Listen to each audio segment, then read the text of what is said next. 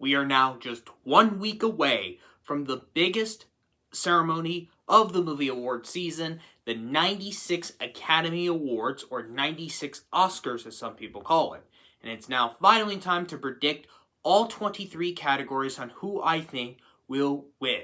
We've basically had almost the entire week off because all the major award shows have already happened with the exception of the Writers Guild, as that won't happen until next month. So, let's begin with predicting all the winners on who I think is going to win. And I'm going to be going by the category order of this year's announcement video.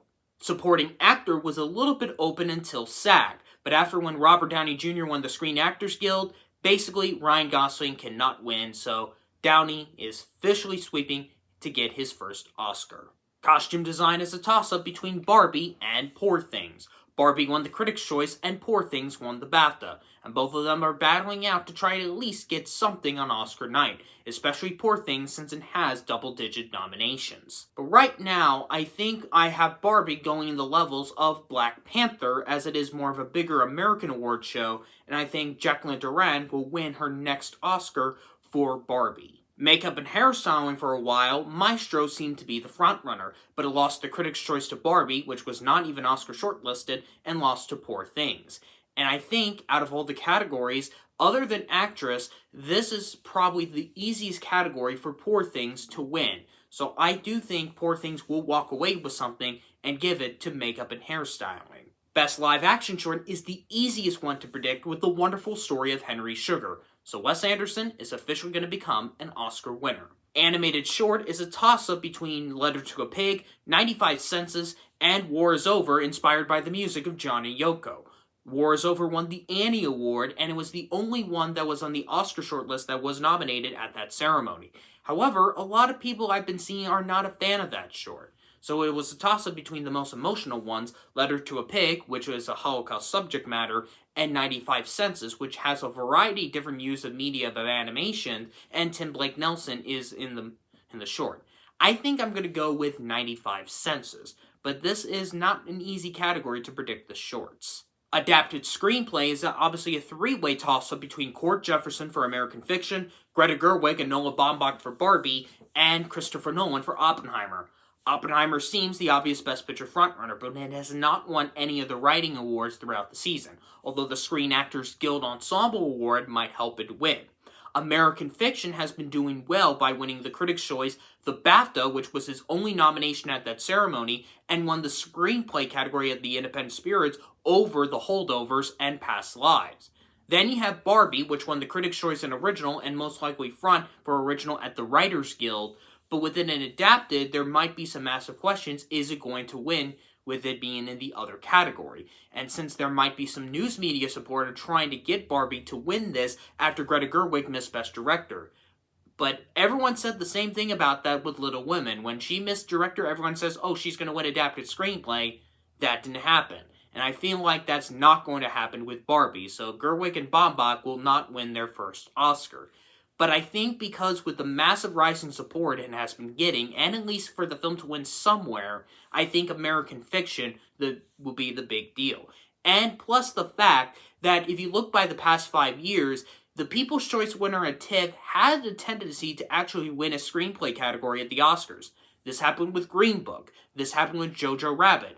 It almost happened with Nomadland, and it happened with Belfast. The only one that it just didn't was The Fabelmans, as that original race last year was between The Banshees of Inisherin and Everything Everywhere All at Once. Original screenplay is easily going to be going to Anatomy of a Fall for Justine Triet and Arto Harari, although there are still some people who are kind of curious that David Hemmingson will win here for The Holdovers. Although Anatomy of a Fall won the Golden Globe and the BAFTA, we don't know where The Holdovers is if it is a potential Best Picture upset candidate, which I don't think anymore after when Paul Giamatti lost the Screen Actors Guild Award.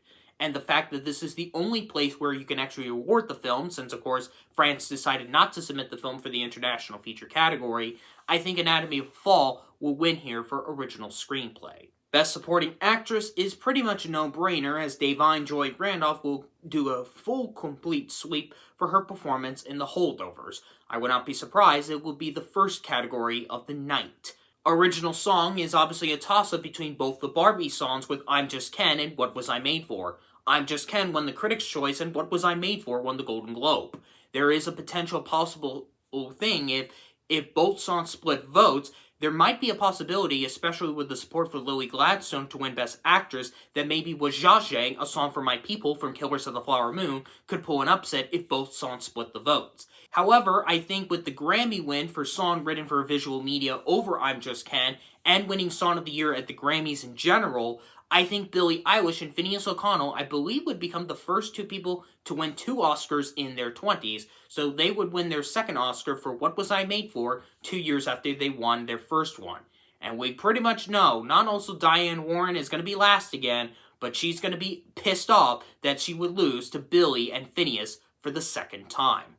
Oppenheimer is easily in the front stages to win here for original score to give Ludwig Göransson his second Oscar, although there are a couple of support for Robbie Robertson to win for a posthumous win for Killers of the Flower Moon. But Oppenheimer has won all 3 of the major awards throughout the season. It's basically a no competition zone. Documentary feature 20 Days in Mariupol is basically the obvious go-to choice, not also with its recent subject matter, but also had won 2 out of the 3 documentary wins throughout the season, where it won the BAFTA and won the Directors Guild, although it lost the Producers Guild to American Symphony, which is not in this category. The only movie that can try to beat, I would say, for 20 Days in Mariupol is Four Daughters, because it won the Independent Spirit Award, and other than 20 Days in Mariupol, it was the other film that potentially could have gotten a double nomination for Best International Feature. Documentary short subject, a lot of people are obviously looking at between The Last Repair Shop and Nai Nai and WIPO. The Last Repair Shop has 2 prominent names. You have one with Ben Proudfoot, who won 2 years ago for the Queen of Basketball, which, of course, was the one category I had gotten wrong that year. If I did predict the Queen of Basketball last year, I would have gotten a complete perfect, because I did predict the Windshield Wiper for animated short.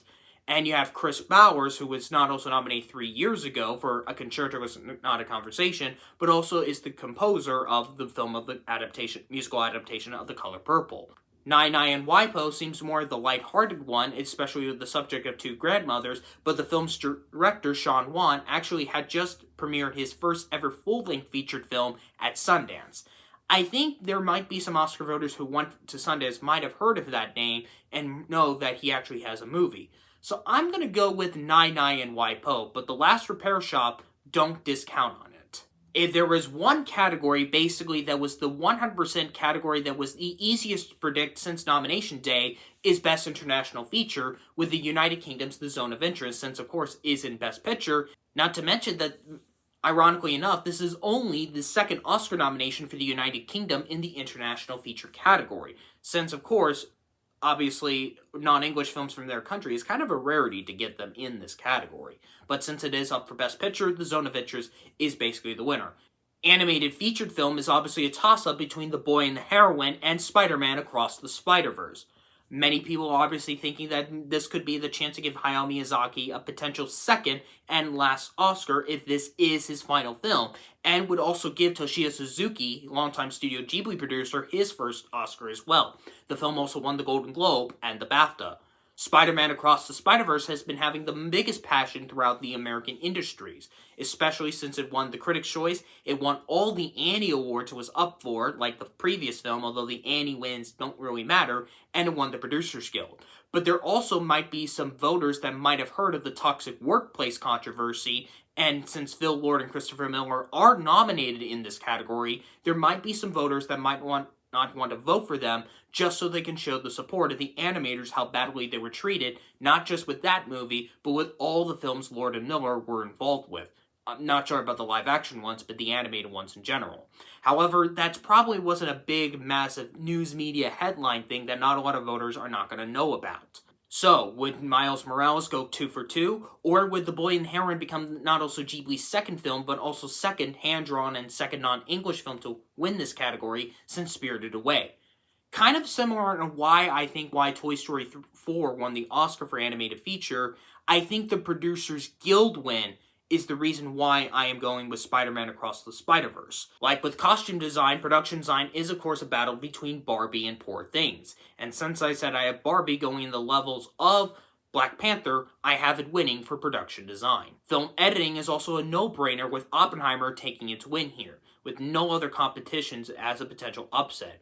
Maybe Anatomy of a Fall, but it's kind of like 5% chance, but Oppenheimer is a 100% lock to win this category. For a while, Oppenheimer seemed like the potential frontrunner for the sound category, because sometimes Nolan films do well either getting nominations-wise or most of the times wins for the sound award. But the Zone of Interest seems like to get a lot more of a stronger support. It won the BAFTA award, and somebody actually basically described their thoughts on the movie that the sound is basically a character in the Zone of Interest.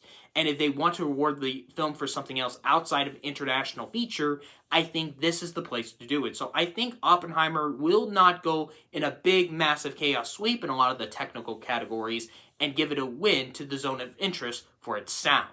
Visual effects is obviously a toss-up between The Creator, Godzilla Minus One, and Napoleon, since the Critics' Choice gave it to Oppenheimer and the BAFTAs gave it to Poor Things. The guilds kind of went on another route, what sometimes the guilds might not even matter, but sometimes they mainly do. But the thing about with this category is that, unlike the other award shows, the Oscars, if you go by the last decade, with the exceptions of Ex Machina and The Jungle Book, the Oscars go with the more Best Picture movie in this category, more so than the Best Visual movie of the category. I'm referring to when Interstellar, or Blade Runner 2049, or First Man winning this, and you can even technically say Tenet as well. So, because not also in a year when there are no Best Picture nominated films in this category, mainly the voters would go with the one that has the most nominations, or the one that's the more candidate for Best Picture, especially if who's the director behind the movie, and see how many nominations it got. I know The Creator seems the go-to choice, especially since this has been considered pretty much everyone says this was going to be obviously the first number one vote in a lot of people's nominations-wise, and I know a lot of support is going on for Godzilla Minus One, especially being the first Godzilla film to be nominated here.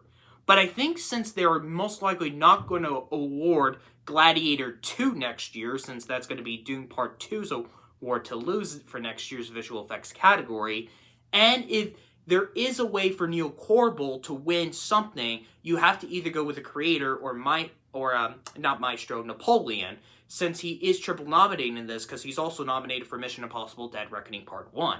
So do you want to see him go home empty-handed without winning a single Oscar? Well, I'm going to be going on a curveball and making a controversial win and giving this to Napoleon.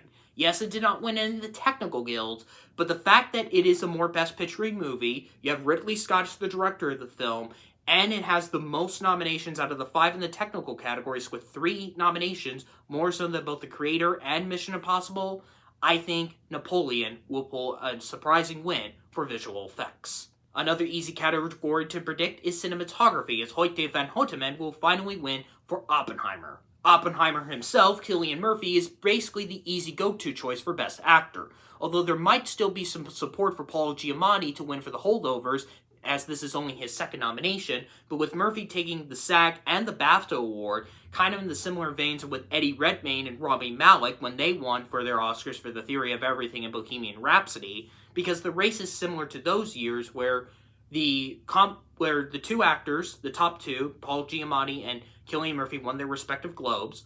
The one who wins the Globe for comedy or musical wins Best Actor or Critics' Choice, which happens with Giamatti, and the one who wins Actor in a Drama of the Globes won BAFTA and SAG. And that's what the case would happen. And with Michael Keaton for Birdman and Christian Bale with Vice, where they won the Comedy Globe and the Critics' Choice but lost the others, while Eddie Redmayne and Rami Malek won the Drama Globe and the BAFTA and the SAG Awards. And that's where Cillian Murphy is going into that levels, so Robert J. Oppenheimer will win the Best Actor prize for Cillian Murphy. Best Actress is a 2v2 race. Emma Stone is obviously counting on her second Oscar for Poor Things. She won the Comedy Globe and the Critics' Choice and the BAFTA. Lily Gladstone is obviously her main competition. She is getting a lot of support in the industry, becoming the first Osage actor to be nominated in the Lead Actress category. She won the Drama Globe and she won the Screen Actors Guild. But the biggest thing was, of course, she missed the BAFTA nomination. However, the Screen Actors Guild occurred 2 days after when the final ballots were occurring, since the BAFTAs were a weekend prior. And I think we're seeing the similar Best Actress race to what it was last year between Cate Blanchett and Michelle Yeoh, with Blanchett winning the Drama Globe, the Critics' Choice, and the BAFTA, while Michelle Yeoh won the Comedy Globe and the SAG. With the difference with Gladstone, she won the Drama Globe, while Stone won the Comedy Globe. Not to mention, this is the only other category, other than maybe Original Song, if both Barbie songs split votes, that this is the only chance for Killers of the Flower Moon to win something. Otherwise, this would be the third Martin Scorsese film to go 0 for 10 at the Oscars, falling behind Gangs of New York and The Irishman.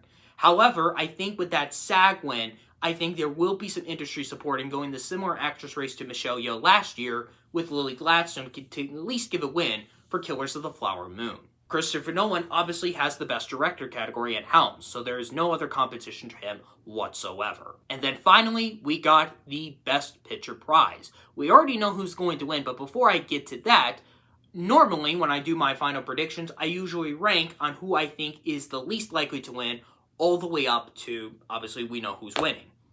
So what I think will be the least likely to win at number 10 is, of course, Past Lives. Sure, it did win the Best Picture at the Independent Spirit Awards over American Fiction, but with it being its only other nomination being Original Screenplay, although it is a big one, it does have only one other nomination like Women Talking, so unfortunately, it's definitely in last place. At 9th place, I have Maestro. It does have 2 acting nominations, and it does have Original Screenplay, but it doesn't have Director and Film Editing. Plus, I don't have it winning anything else in the ceremony. Unless if it wins Makeup and Hairstyling, it just doesn't seem like this is not Bradley Cooper's year, unfortunately. At number 8, I have The Zone of Interest. Yes, I do have it potentially winning 2 Oscars, because we know it's winning international, and I have it as a surprising win for sound over Oppenheimer. It does have director and adapted screenplay, but it doesn't have film editing, and it doesn't have an acting nomination, specifically supporting actress for Sandra Hüller, which almost happened on Oscar nominations morning, but it just didn't occur. 7th, 6th, and 5th place can go either around between Barbie, The Holdovers, and American Fiction. At number 7, I have The Holdovers. I had it originally at number 5 on post-Oscar nominations morning, since it does have 2 acting nominations, original screenplay, and film editing. The only big miss was a Best Director nomination for Alexander Payne. But since it's only looking likely to win for 1 acting prize, which in this case is for a very small supporting performance from what I hear, it looks like The Holdovers is going to have a struggle. Unless if it wins original screenplay, I might put it in the 5th place position. Post-Oscar nominations. Post-Oscar wins, to be precise. At number 6, I have Barbie. Yes, I have given it 3 wins, but if it does win adapted screenplay, I do think it was probably in 5th place for the final results of Best Picture, but it doesn't have director, and it doesn't have film editing. Yes, it has adapted screenplay and has 2 acting nominations. One of them is not Best Actress by all means. Not to mention, there might, of course, be some sexist members to the Academy, or just people who think Barbie is a very overrated movie. But I think, especially with Barbie not winning any Best Picture prizes throughout the season, not winning the Globe for Motion Picture Comedy or the Critics' Choice, and especially losing the Screen Actors Guild Award for Ensemble, that just kind of hurts his chances to potentially be a top 5 movie unless if it does win adapted screenplay.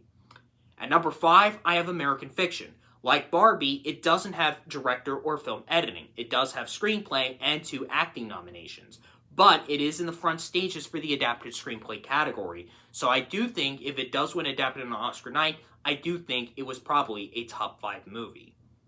The top 4 were pretty much the easiest deals, because 3 of them are double-digit nominations, and 3 of the films have at least one major key aspect to become at least an actual top 5 candidate. Your film has to be in for director, screenplay, film editing, and at least 1 acting nomination, which in this case, Anatomy of a Fall has 1, Poor Things has 2, and Oppenheimer with 3.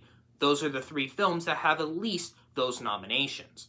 So you can tell, 4th place, I have Killers of the Flower Moon. Yes, it has 10 nominations and a potential Best Actress win. It's just missing the adapted screenplay nomination was the big hit for it. At 3rd place, I have Anatomy of a Fall. It is definitely in the front stages for the original screenplay Oscar, but the fact that it doesn't have a strong chance of winning anything, although there could have been a possibility for Sandra Hüller, although she didn't win the Globe Drama or at BAFTA, I do think it's going to be stuck in the 3rd place position. At 2nd place, I have Poor Things. It does have everything it needs to win, especially getting 11 nominations, and it was the only other film to win a major big Best Picture prize, other than, if you're not counting the Spirit Awards, to win anything, as it won the Golden Globe for Motion Picture Comedy over Barbie. But it looks like at the moment I only have it going home with makeup and hairstyling, but there is a possibility it could go home empty-handed. But I think we all know the obvious thing, and of course, the second unbeatable Best Picture winner of this decade after Nomadland, and yes, at number one, obviously it's going to be Oppenheimer. The Screen Actors Guild for Ensemble and the Producers Guild basically just said it's unbeatable.